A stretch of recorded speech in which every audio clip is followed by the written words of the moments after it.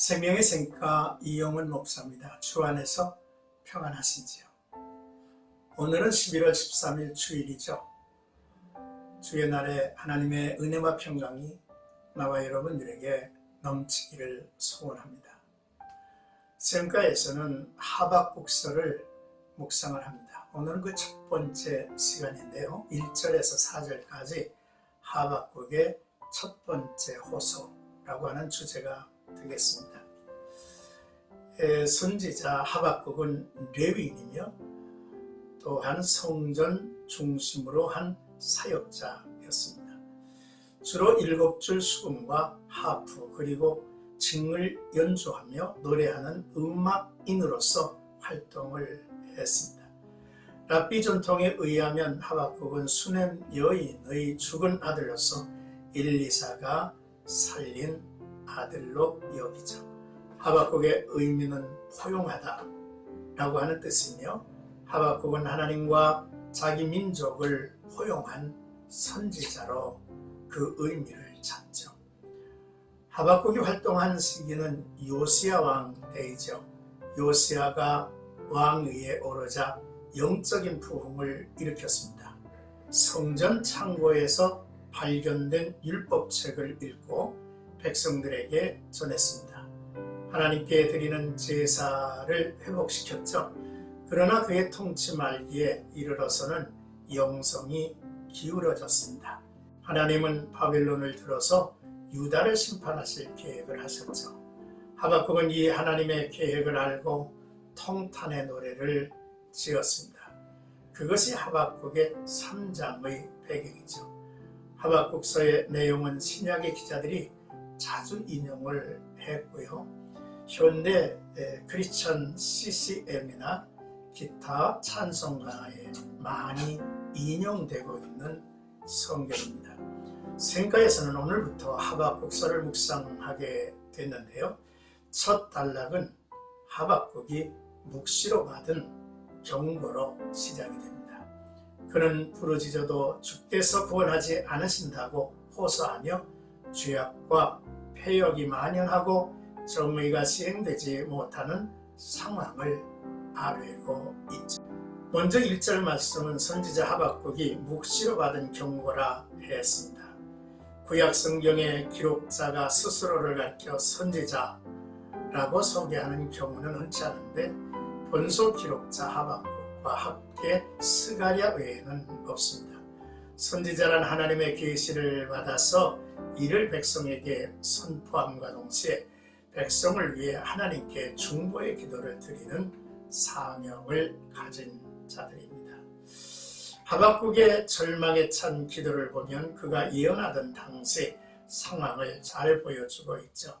그 당시는 유다의 마지막 등불 요시야가 죽고 무질서와 혼란에 빠져 있던 시기였습니다. 요시야의 죽음과 함께 유다에서는 왕이 사라져버렸죠. 하박국은 그처럼 절망적이고 긴급한 시기에 말씀을 전했습니다. 유다는 바벨론에 멸망당하기 전에 아수르에게 많은 고통을 받았습니다. 이사야의 말대로 머리끝부터 발끝까지 성한 데가 없을 정도였죠.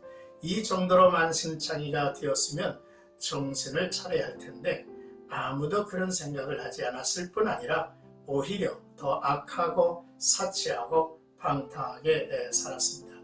하나님은 이러한 백성을 향하여 하박국에게 메시지를 주셨습니다. 1절에 나오는 경고라고 하는 말은 무거운 짐이라는 뜻이 들어 있습니다. 하나님의 경고는 하박국의 희망사항과는 사뭇 달랐습니다. 하나님의 말씀을 받은 선지자는 무거운 부담감, 곧 짐에 짓눌려 있었을 것입니다. 그것은 전해도 그만, 전하지 않아도 그만인 말씀이 아니라 반드시 전해야만 하는 말씀이었습니다. 그 안에는 영혼을 살리고 죽이는 내용이 들어있기 때문이죠. 그래서 하박국은 모든 사람이 반드시 마음을 다해서 들어야 한다고 하는 의미로 경고라고 하는 단어를 쓰고 있는 것입니다. 이제 2절에서 4절까지는 응답하시지 않는 하나님이라고 하는 내용인데요.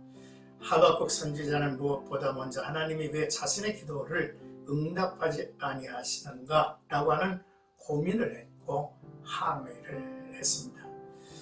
어느 때까지입니까? 라는 말을 보면 그가 상당히 오랜 동안 이 문제를 놓고 부르짖어 왔다고 하는 사실을 우리는 알 수가 있죠. 하박국은 하나님께 당시 사회의 죄악이 심각함을 호소하고 있습니다. 유다 공동체의 억압과 폭력이 난무하여 공동체가 다툼과 분쟁으로 일그러져 있다고 말하죠. 율법이 해이하고 악인들이 의인을 애워싸 공의가 왜곡되어 나타나고 있다고 말하고 있습니다.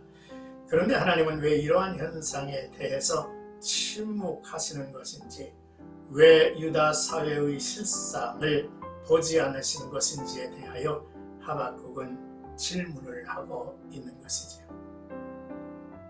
오늘 귀한 말씀을 통해서 우리는 귀한 교훈을 받습니다. 그 첫째는 비록 형제와 이웃과 동족이라 할지라도 범죄하였을 때에는 그 죄를 지적하고 회개토록 하여서 의의 길로 인도하는 것이 진정한 사랑이고 애국의 길이며 또한 성도된 자의 의무라고 하는 사실을 깨닫죠.